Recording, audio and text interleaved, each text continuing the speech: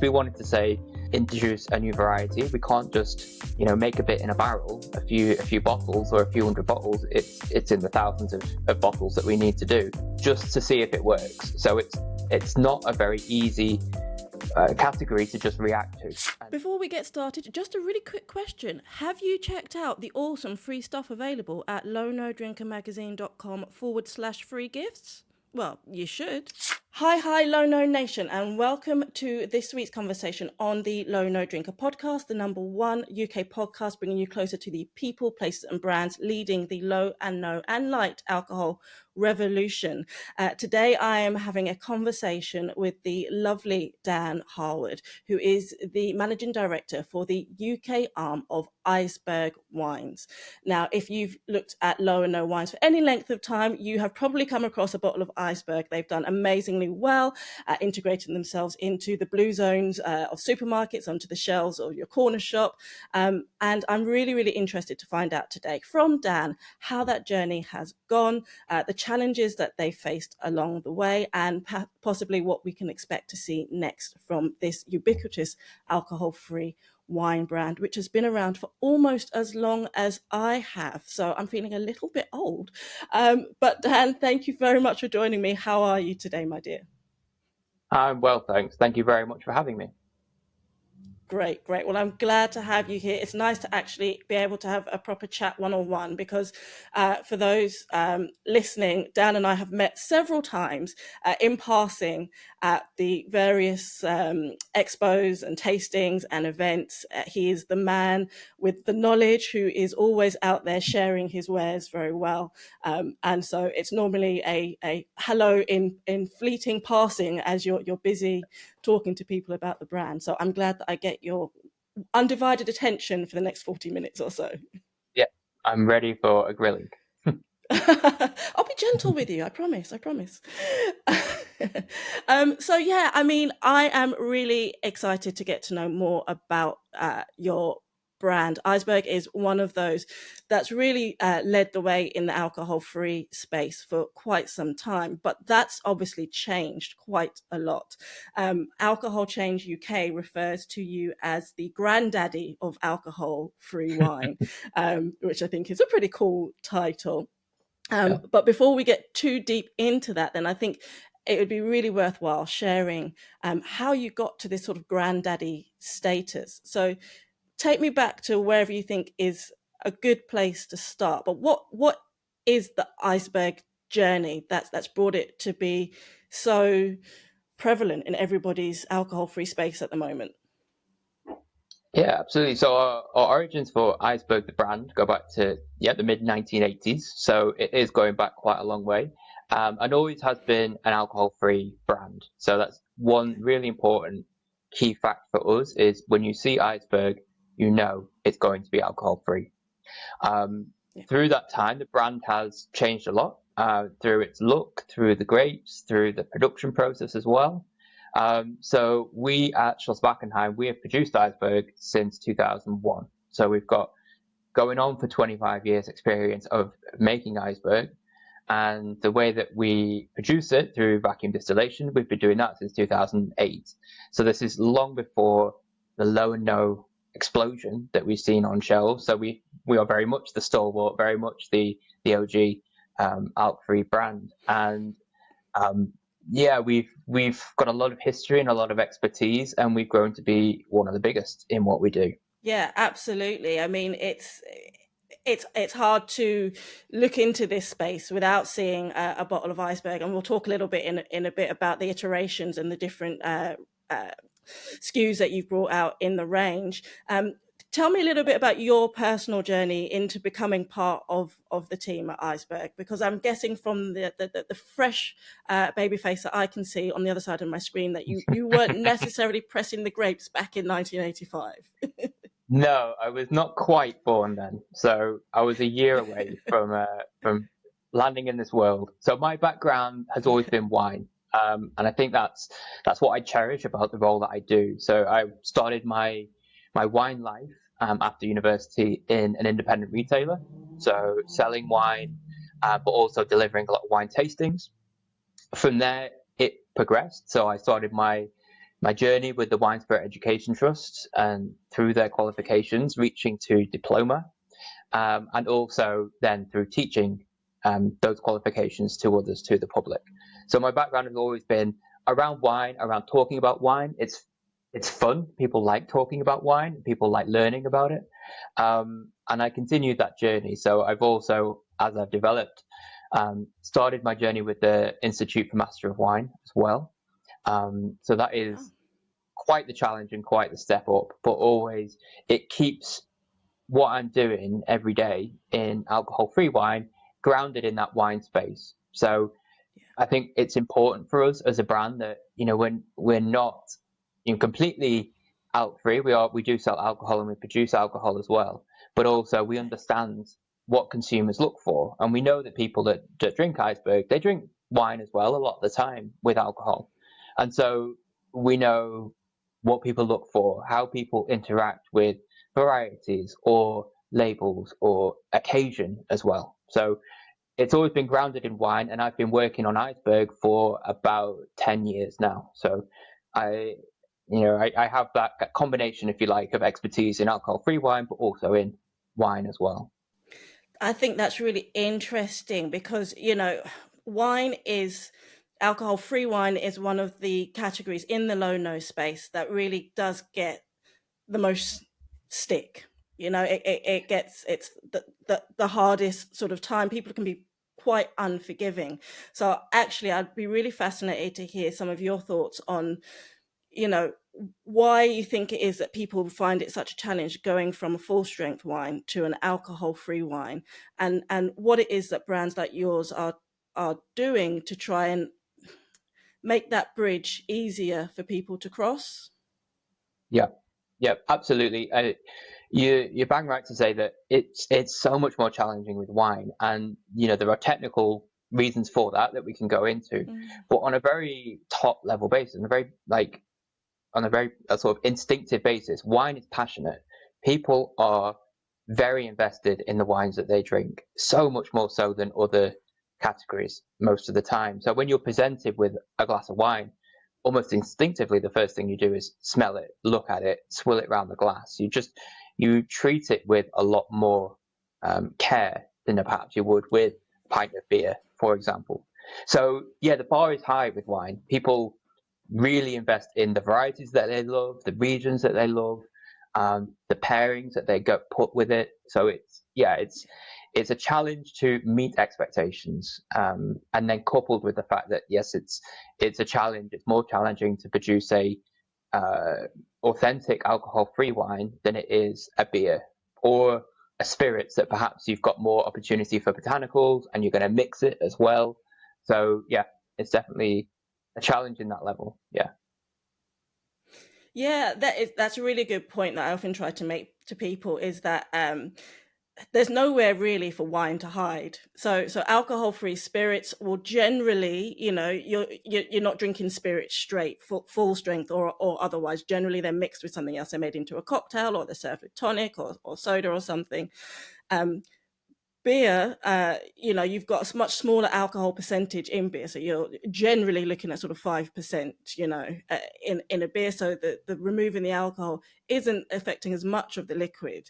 And then you've got wine, which sits in the middle in terms of the percentage when you're talking about full strength, but actually is right at the top of the challenge list when it comes to trying to recreate that in an alcohol-free version.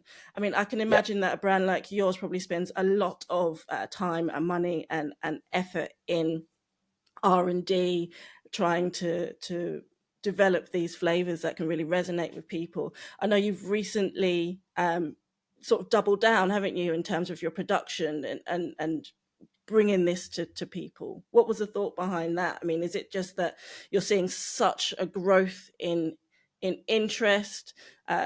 Is there the sort of what was behind that decision to make such a commitment to the category? So we do see the growth potential for ourselves and the category. So that makes the decision easier when you're spending a lot of money and a lot of time doubling your capacity.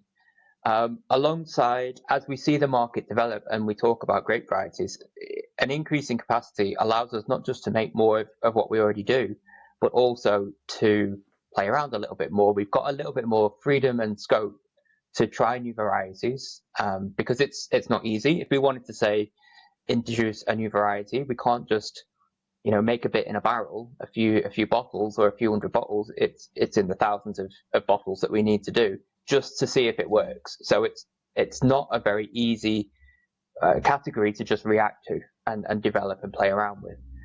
But this new machine does allow us to do it. But also it improves our quality as well. It's a new machine. It's doing it the same way, the same principle of vacuum distillation, but it's brand new, so it's more efficient. It works at lower temperatures, so delivers more quality, more character in the wine.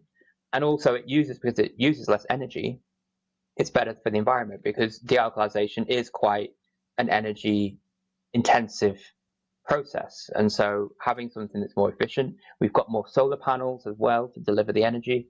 It helps us in that sustainability as well as moderation. Fantastic. Can you explain, just for those who are listening or watching that might not be completely au fait, what is a process of dealcoholization? How does that work to produce a wine? Yeah. So there's a couple of major ways to do it, but the way that we focus on is called vacuum distillation. So this is the piece of kit that we've got is the original one is a 19-meter high glass still. So it is the same principle as if you're producing a spirit through distillation, but we do this under a vacuum. So under a vacuum, that boiling point for the alcohol is a lot lower. And in our new machine, it's actually in the high 20 degrees Celsius, so not that much above room temperature. So we put the wine with alcohol into the machine, and that's important for us. It's always wine with alcohol. So we don't create something using grape juice. We want a finished wine that you could drink and then dealcoholize it. So we put it through the distill up to those high 20 degrees C, and the alcohol will evaporate, and we can continue that until we get to below 0.05. So we label as 0.0. The alcohol in it is low enough to do that. It's just a trace amount. That same old, I'm sure you said it before, same in a banana, same in sourdough, same in orange juice, or more than in those things. So we dealcoholize to a very low level, and it allows us to retain more character and also deliver something as close to the real thing as we think we can get. Okay. And yes, you're right. I've said those examples many times, as I'm sure you have too. Yeah. I need to start finding some other things to compare it to. Yeah, exactly. What's the new alcohol thing? So let's stick with the drinks themselves then. Can you take me through the journey of the range in Eisberg? Because I've got 3 lovely bottles here, which we can talk about in detail. But obviously behind you, for those who are watching this on YouTube, you can see there's quite a few more. And then in front of me, because I've got a really hard life, I've got 2 beautiful glasses here. So I'm getting not drunk at 11 o'clock in the morning, drinking your sparkling and your beautiful red, which I believe is one of your new ones. So take me through the range.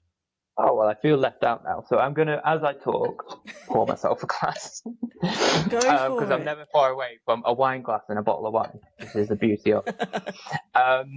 Yeah, so as I mentioned, like Eisberg, it goes back to the mid-1980s. So that's a long time. And the brand has existed as one range for almost all of that life. And as alcohol-free and as low and no develops as a category, it becomes much more apparent that you can't get by on a range of 4 or 5 wines alone. People want choice. As people get into the category, they realize there are more and more occasions for alcohol-free, and therefore more and more opportunities to have something different. And our mission as we go into next year and beyond is to make sure that there's, for every glass, it could be alcohol-free, and for every occasion, it can be alcohol-free as well. So wherever there is a wine, if you find yourself pouring a glass of alcohol-free wine, think, could this be, with alcohol, could this be an alcohol-free moment? So we've developed Eisberg into a family over the past 18 months. It's relatively new for us. So we have our signature range, so our everyday easy drinking range. So for us, signature, it's our bread and butter. It's what we're known for. It's what you've seen for so long. And we've recently relabeled that as signature. Then we've got our selection. So our selection is our premium offering. So this is when you've got those special moments, or if you want to just spend a bit more for your wine, for your alcohol-free wine. And it works the same way as with regular wine. Is if you pay a bit more, you'll get better quality. Same with any wine, really. So Iceberg Selection is designed to be a little bit more without compromise, and a little bit more authentic in what we can do. And then we have our special wines, like we've got Iceberg Mulled, as it's the season at the moment, for a glass of mulled. Yeah. So we want, again, it's those same moments, thank you very much, is if there is, if there's that occasion where you're having a mulled wine, or if you're making a batch of mulled wine for people at home, there might be someone that's driving, there might be someone that's moderating. And so it's making sure that there's that choice and that moment can still be celebrated. Same with the fizz you've got, is if it's a toast or a celebration or New Year's Eve or a wedding, you can be part of it. You can enjoy and still, moderate at the same time. Yeah. So this is this beautiful one that I have here, which is your Iceberg Blanc de Blanc from your selection range. And I think absolutely you're right. Having something for those moments, whatever those moments are, because the use of alcohol-free wines is exactly the same as the use of alcohol-full wines. It's still, once people start to recognize that it's about the ritual and that it's about the behavior and it's about the pattern and what that signifies, you can still have your unwinding glass of wine after a stressful day at work, or you can still have your special occasion, like you said, we're coming up to the season and you want some lovely bubbles to be able to feel like you're part of the Christmas party. And to not have, there's not really an excuse anymore, is there, for companies and venues to not be able to provide something so that everybody can feel like they're part of it. Exactly. It's the more we work to improve our quality and our choice, the more we start to remove those barriers and remove those blocks that people might have. And like you say, the occasion doesn't need to be any different just because it's alcohol free for yourself or for everybody. So we were last week just at a sober book launch, so a promotional event, launching a new book, and everything was alcohol free there. So we had the fizz that you've got there as the arrival drink and the toast, and it was a party. It was no different. It was still people chatting, enjoying themselves, having a glass of wine, and a mix of people that were sober and people that weren't. And we're just quite happy to have, a Wednesday night where you didn't wake up the next day feeling a bit dodgy. Yeah. Yeah, absolutely. So in terms of the range then, and obviously you've introducing some new products or some new SKUs at the moment. I mentioned in the introduction that you're quite ubiquitous within the space. You can be found on many shelves. Can you talk to me a little bit about, how that journey has been? Because, a lot of people struggle with finding wines alcohol-free wines that they like, whether or not they should just be going into the supermarket and grabbing any old bottle off the shelf, whether they should be going to specialists. For yourselves at Eisberg, sort of getting your brand in front of people so that they know that this is a choice that they can trust. How has that journey been over the last sort of a couple of decades? Yeah, it's been fantastic for us because we were there at the beginning. So we were very much in at the ground level as this started to build up. And because we had that expertise, we were, the trusted partner for consumers, but also for our retail partners as well. And it has been a journey for the retail market, for, those big supermarkets, about where it sits, where it's alcohol free, how do we talk about it, do we have it all together? Those questions, like, where do people expect to find it? And that has been, we have come a long way as a category in retail and as producers to make sure that it's easy to find, that easy to identify. So if we're talking our signature range, the grape variety is there quite clearly to say, oh, you like Sauvignon Blanc? Here's your Sauvignon Blanc. Oh, you want alcohol free? Here's the alcohol free section. So consumers, supermarket shoppers who, are time poor, want to go in and want to find it and want to go away happy with a brand that they know, a brand that's consistent, a brand that's reliable, and a decent price point as well. As we develop the range, and again, it goes back to that every glass, every occasion, that opens up opportunities for other points of sale. So other ways that you might buy wine, whether it's through an independent specialist or a large wine retail chain, there are more and more opportunities to where Eisberg can sit and where alcohol free can sit. So again, wherever you get your wine, you can get your alcohol free. Yeah. And, with Eisberg, we mentioned the range, there's quite a lot to choose from. So I've got your website open here as we're talking.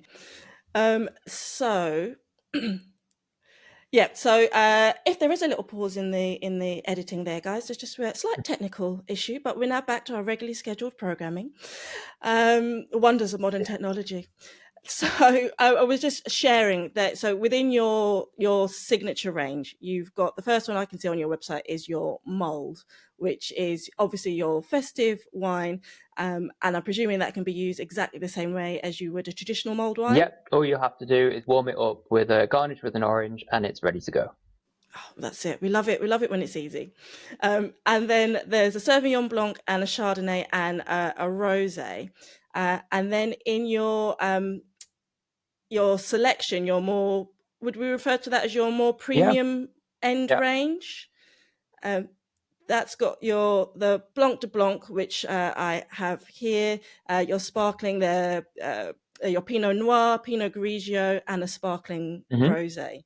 So that's quite a lot that people can go and find from you. Do you find that within the ranges, I know that the selection is newer, do you find that people are tending to lean more towards one type or another? So our biggest seller is our signature range. It's in the most supermarkets. It's been going the longest. In that range, we focus on what are the more popular varietals. So in the whites, whether it's Sauvignon Blanc or Chardonnay, and in the reds, Merlot, Cabernet Sauvignon. But it's representing or replicating what are the most popular varietals in wine in the UK, in the retail side of things. And so it's always important for us that those are represented. And, people will choose Sauvignon Blanc over Chardonnay or the other way around, and Merlot over Cab, the other way around, depending on your preference. We want to make sure that opportunity is there. With our selection range, we also considered what is not as well represented. It's an opportunity for us to try new things, like with our Pinot Noir, and also, take into account how the market has come on and how our expertise have improved. So like with the Pinot Noir, for example, it's, for me, my favorite, because to de-alkalize a Pinot Noir, it's a little bit easier. It's to get that authenticity and that, that get close to that real thing feeling, if you like. It's a lot easier. Pinot Noir is a bit of a lighter variety, not so much body or tannin as Cabernet Sauvignon, for example. So we're not fighting against it in the same way. We are working with the variety in order to express the grapes a lot more. So it's through our selection range, we just have that opportunity for smaller production, but also trying new things and bringing a few more interesting varieties into alcohol free. With your background, with your training, the WSET, and your doing your master in wine, what advice do you have for people who struggle with alcohol-free reds? Because it's one of the areas that I get asked about the most, and I'm sure it must be the same for you. I personally think that we've got to keep supporting this industry. We've got to keep giving it people and brands the opportunity to keep working on their liquids and to keep improving them. But a lot of people struggle to find alcohol-free reds that they enjoy, that they feel can replace their other favorites, other than, of course, going out and getting yourselves a couple of bottles of Eisberg? From your sort of professional tasting background, what tips can you give people about how to find, enjoy, and appreciate alcohol-free red Yeah, wine? that's a fair question, and it goes back to how far you've got to go to get back to they'll taste like a wine with alcohol. And red wine has further to go than white wine, just like wine has further to go than beer. So you are really pushing it of how you can deliver that same character, because there is so much more with red wine, because of not just the alcohol, but the body that you get through that, the tannin, and also the complexity of aroma and flavor that is more prevalent in a red than a chilled white wine, for example. It goes back also to that, that how invested we are in our wines. And red wine, if you were talk about, being under the microscope, red wine is very much, being interrogated when you have a glass of red wine in front of you. You really do pay attention. You really do think about it. Like you said, there's nowhere to hide. And that's especially true with red. I would say a couple of things. One is, give it a chance, keep trying. You will learn to love it. I can tell you that from experience as well. Pair it with food, like just try different foods as well. Enjoy it in different situations. Or, we also say, particularly with our signature range, try a cocktail, try it as a cobbler, mess around with it a little bit more. It doesn't necessarily mean, it's a red wine, therefore you have to have it in a big red wine glass and therefore have to have it with steak. It's that same opportunity of just playing around. And I encourage people to do that with any wine that they've got, whether it's alcohol free or not.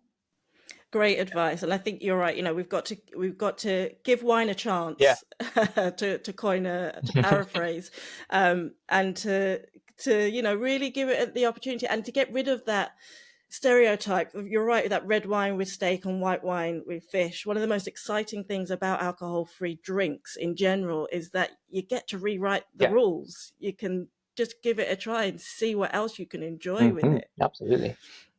I wanted to ask you as well, if I may, and I'm not sure how much time you may spend in Eisberg's motherland, but obviously Germany is where this one originated, and I know that Germany has quite an interesting relationship with alcohol free. I know in terms of beers, because of the way the brewing system works, actually there are more alcohol-free beers brewed in Germany than there are anywhere else in the world.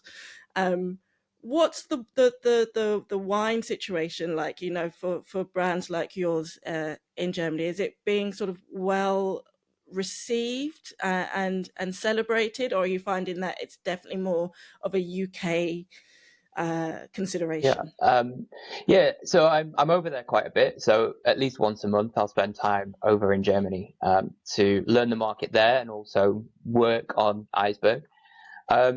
At Schloss Wachenheim we have different brands as well. So in Germany we focus more on a brand called Lightlife, which has a lot of similarities with Eisberg in the mix, in the marketing and that kind of side of things.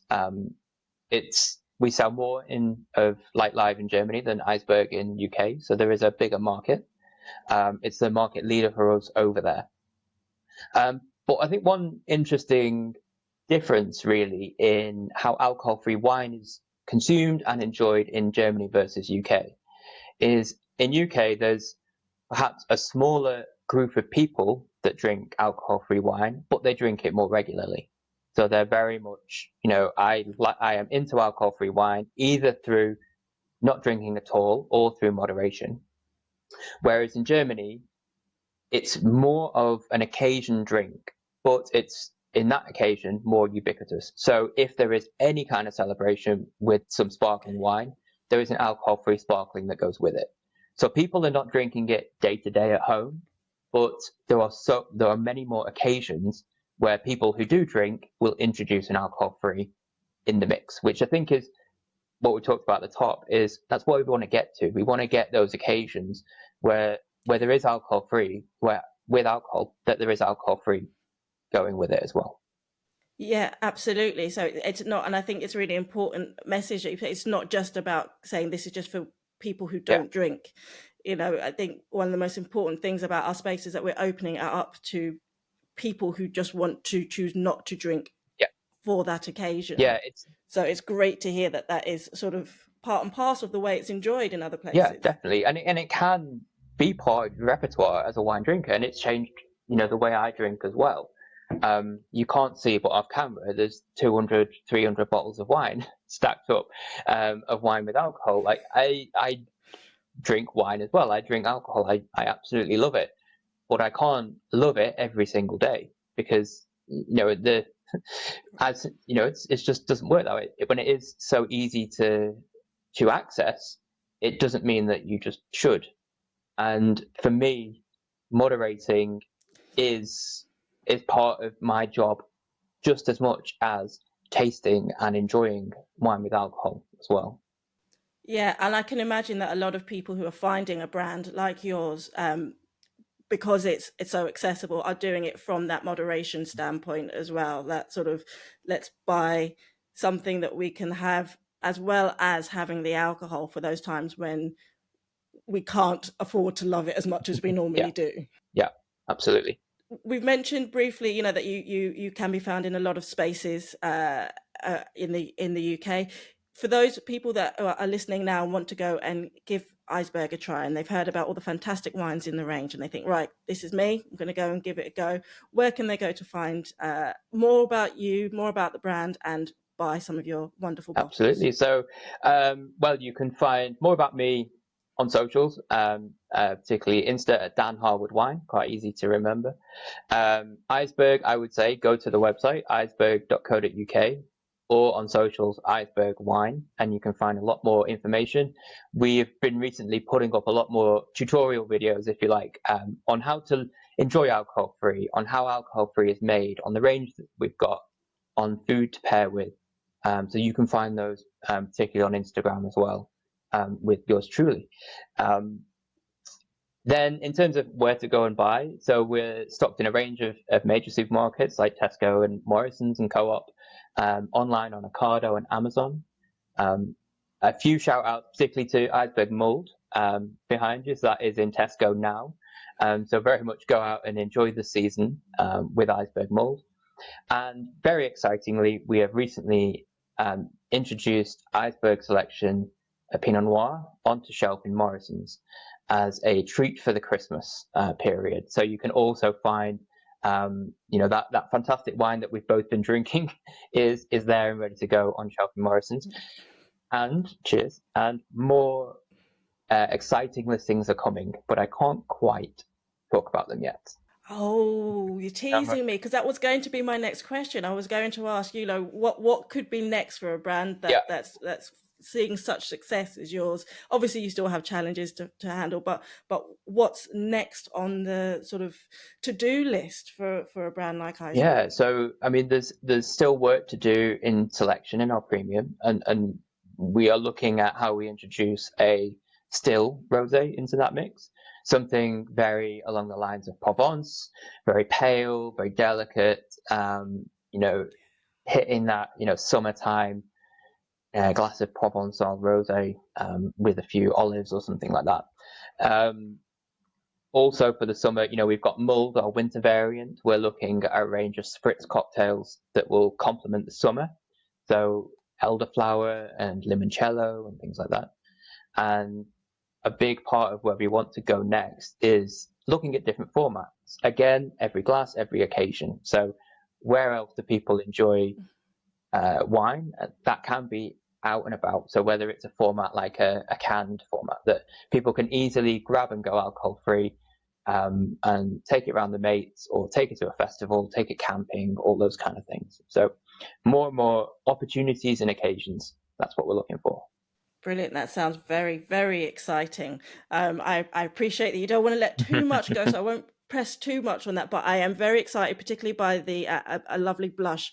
I love a blush, and to be able to sit in a beer garden on a sunny day and have a beautiful pale pink Yeah. glass of something that I can enjoy, and still feel like I can really be part of that British summer pub time environment. I'm Yeah, very me excited too. about that one. When I'm next over in Germany, we're going to be doing more work on that, and a little sort of behind the scenes insight on when we are producing, for example, like an alcohol-free still rosé in that style. If we're after Provence, we'll taste Provence rosé. We'll pick up a range of different Provence rosés with alcohol and benchmark against it and identify, what are people looking for? What is essentially has to be part of this wine. And so it's important for us that when we are developing new ranges in alcohol free, that we think of alcohol wine and have that in mind, and we have that consumer in mind when we develop the product.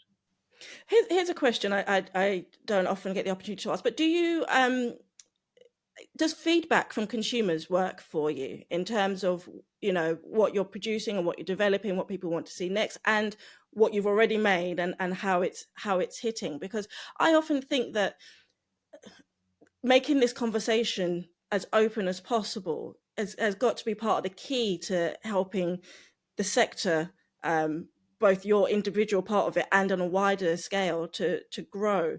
And I often wonder how brands go about understanding exactly what it is that the consumer is really looking for. Yeah. So there's a couple of things that we do. I mean, an absolute key part of any strategy for an alcohol-free wine brand, or really alcohol-free brand, is sampling. It's getting people to taste it, getting people to understand that what you might have tasted even 5 years ago, 10 years ago, it's different now. It's come a long way, and there is more opportunity and more choice. And so getting people to sample, that's a key part for us. We do that in a few different environments. So last year we were at the baby show, we were at the wedding show, we were at the Great North Run, we were at different cycling events. And so it's giving those opportunities of people that, are or should be or will be thinking about moderation, whether it's through, I've got a park run on a Saturday, so therefore can't drink that much on a Friday, or I've got a wedding to think of, I need something for the toast, all those occasions. So sampling is a big part of what we do. And then we also make sure that we have the right consumer research and panel groups and that kind of thing. So how are people drinking it? That's important for us as a market, as a major market player. It's important that we know exactly how people are enjoying it, what they look for, what kind of price they expect to see, what varieties, what occasion they're drinking it on. So we do a lot of that research as well. That's fantastic. I think it has to, that two-way communication has to keep going, because we've got to give people what it is that they're looking for within the realms of what it is that we can produce, but to know what it is that's going to help the average Joe or Josephina down the street know that they've got something that's being made for them to enjoy, and that brands care about their experience, I think, is just so important. People need to know in this space, whatever their reasons are for choosing to go low-no, that they are cared about, and it's not just people throwing liquids at them, but actually trying to make something that makes their lives better. Yes. Yeah. Also with fantastic. Also delivering things that maybe they've not thought about as well. Because, for example, the Pinot Noir, nobody asked for that. It was very much us saying, we know what we're doing and we know what we can do, and bring that to market. And it's a combination of listening to people and also having the confidence in what you're doing to be able to deliver something new. Absolutely. Dan, before I let you go, I have one final question for you, which is something I ask everybody who comes on the show, because I'm all about spreading the low and no love to all of Low No Nation around the world. So we are recording towards the end of the year now, so it's not sunny at all. So I'm going to need you to expand your imagination forward to the summer, and imagine that you are off to a barbecue at a friend's house. Now, you're bringing along some drinks because that day you don't feel like drinking full-strength alcohol for whatever reason. Other than the amazing selection of Eisberg wines, which of course will be top of the list, what else do you like to enjoy on days when you're choosing not to imbibe alcohol in the low, no, or light spectrum? Yeah, absolutely. So in terms of beers, so usually in our fridge, it's Athletic Brewing Company from the US. or it's Lucky Saint, particularly their new IPA as well. That's what's in our fridge at the moment.